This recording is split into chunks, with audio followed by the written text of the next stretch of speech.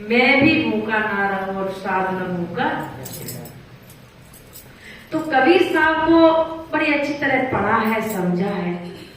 कबीर साहब की ये सबसे खासियत ये बात है, क्योंकि कबीर को किसी भी धर्म, संप्रदा, मजहब, पंथ वाले ऐसा नहीं कि किसी के कोई भी कबीर की एक बात को काट सके कि कबीर ने यहाँ गलत कहा है।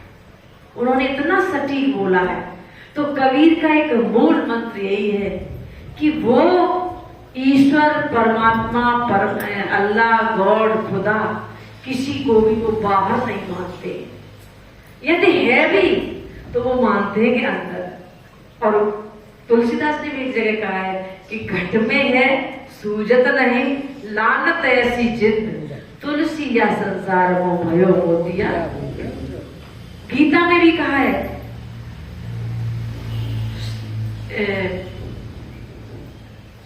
आत्मा और परमात्मा सर्वभूता नाम हृदय तिष्ठति, यानी सभी प्राणियों के हृदय में वो परमात्मा विराजमान है। और कबीर साहब तो कहते ही हैं कि जो आत्मा है वही परमात्मा है, सिर्फ उसकी वो परम शब्द लगने की अभी स्थिति नहीं है। जब तक उसके अंदर अवगुण है तब तक वो अभी जीव है, आत्मा है। और जैसे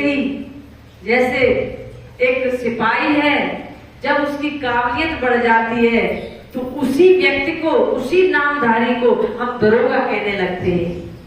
इंसान वही है, वैसे ही आत्मा ही परमात्मा है। अब कबीर साहब ने कहा है कि साईं इतना दीजिए। हमने फोन पे डाला तो बहुत लोगों ने अपनी अपनी टिप्पणी भी की कि तुम्हारा जी आप बता देना सत्संग में। कबीर साहब ने साईं किसी परमात्मा को नहीं कहा, न उन्होंने कोई आसमान की तरफ हाथ करके कहा कि आकाश में बैठे हुआ परमात्मा मुझे इतना दे दे कि हम भी भूखे ना रहे और साधु भी भूखे न जाए। यहाँ साईं उन्होंने अपने कर्मों को कहा है कि हे मनुष्य, तू ऐसे कर्म कर जो तुझे जीवन भर भूखा न रहना पड़े, और इतना तू पुण्य कमा ले, इतनी कमाई कर ले कि तेरे दरवाजे पे भी कोई भूखा न जाए। और जो भी पूरा सत्संग चला आ रहा है यही है, कर्मों के अनुसार तुम्हारा दाता है तो कर्म है तुम्हारे।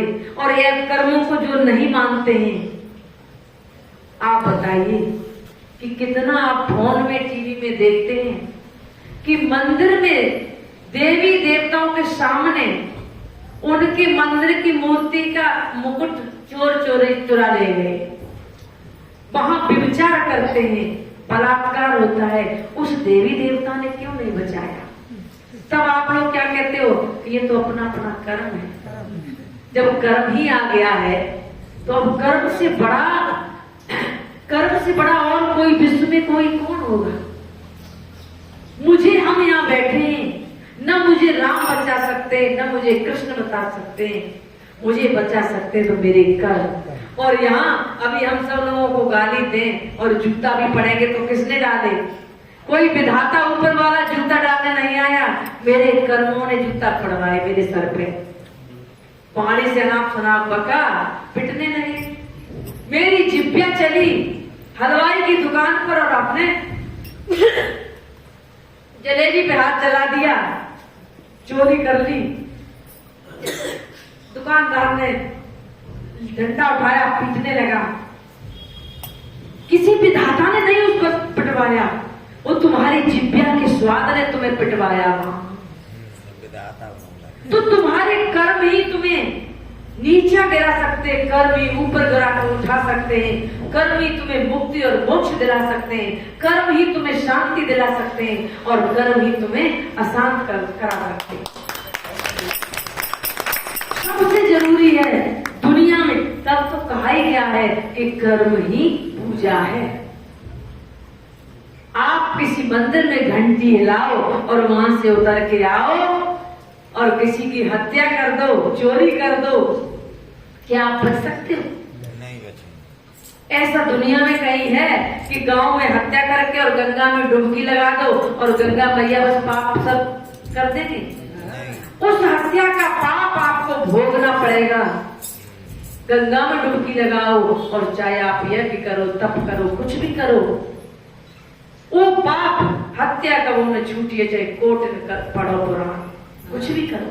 तो कर्मों से बचने के लिए, सत्कर्म करने के लिए सत्संग बनाया गया है, ताकि हम यहाँ बैठकर हमें बोध आ जाए कि हम किस मार्ग पर जा रहे हैं और मुझे किस मार्ग पर जाना चाहिए। तो मैं अपनी वाणी को इन्हीं शब्दों के साथ आज